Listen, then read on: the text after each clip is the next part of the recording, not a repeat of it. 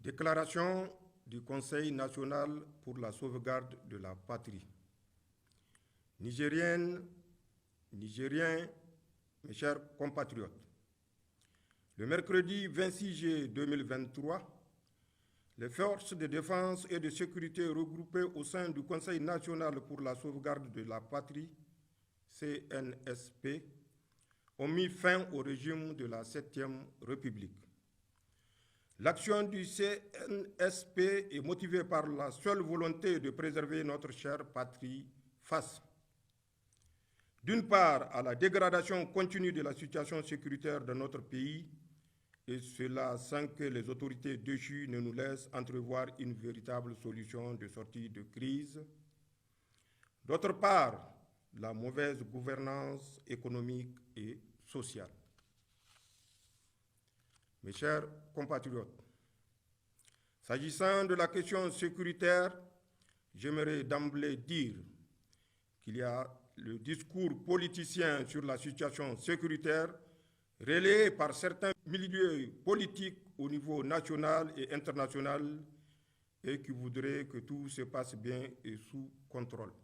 Il y a cependant la dure réalité de l'insécurité au Niger, telle qu'elle est vécue par nos forces de défense et nos laborieuses populations, avec son lot de morts, de déplacés, d'humiliations et de frustration.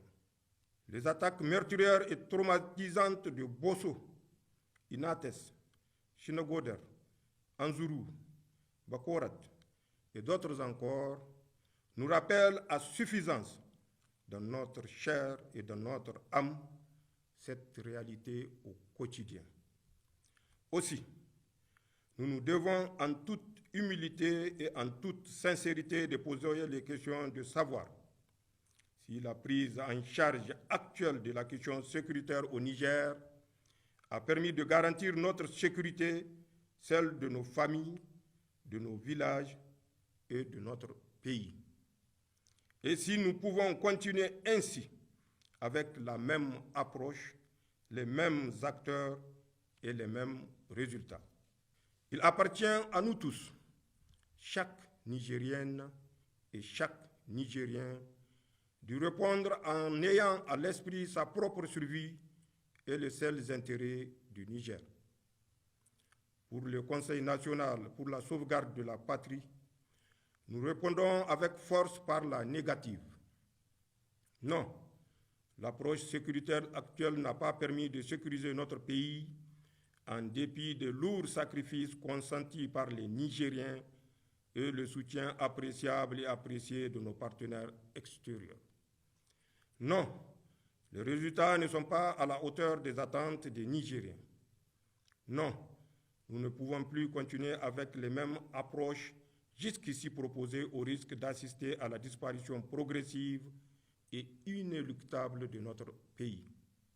C'est pourquoi nous avons décidé d'intervenir et de prendre nos responsabilités, non sans avoir à plusieurs reprises tenté, tout en restant dans notre rôle de chef militaire, d'attirer l'attention des plus hautes autorités déchues sur l'incohérence et l'inefficacité de leur gestion politique des questions sécuritaires dans notre pays.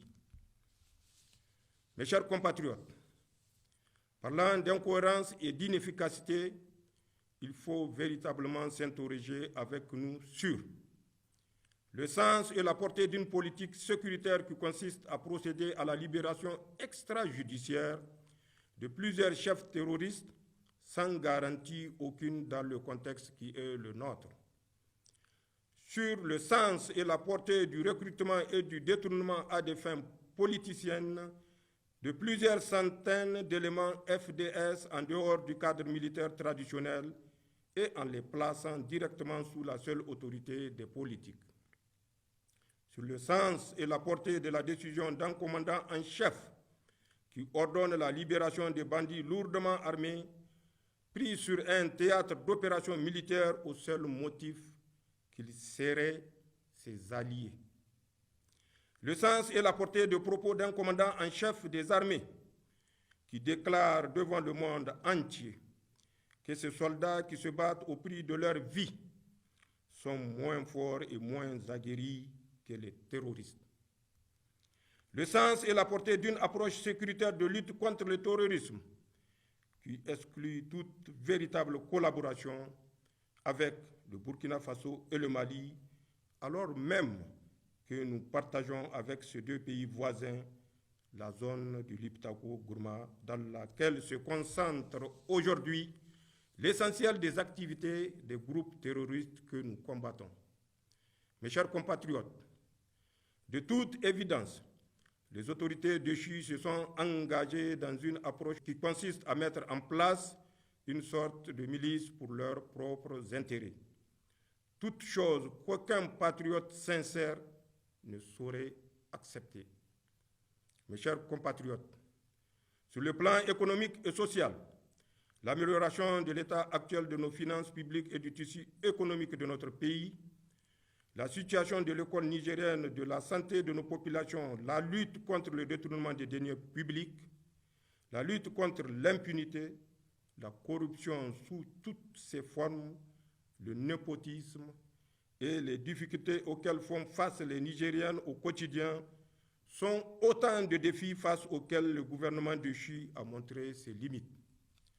Nigériennes, Nigériens, mes chers compatriotes, pour finir mon propos, à l'endroit de nos populations, je réitère l'appel du Conseil national pour la sauvegarde de la patrie à la sérénité, au calme, à la vigilance et à un sursaut patriotique. Pour qu'ensemble, à l'unisson, nous puissions relever les défis sécuritaires, économiques, sociaux, évoqués plus haut.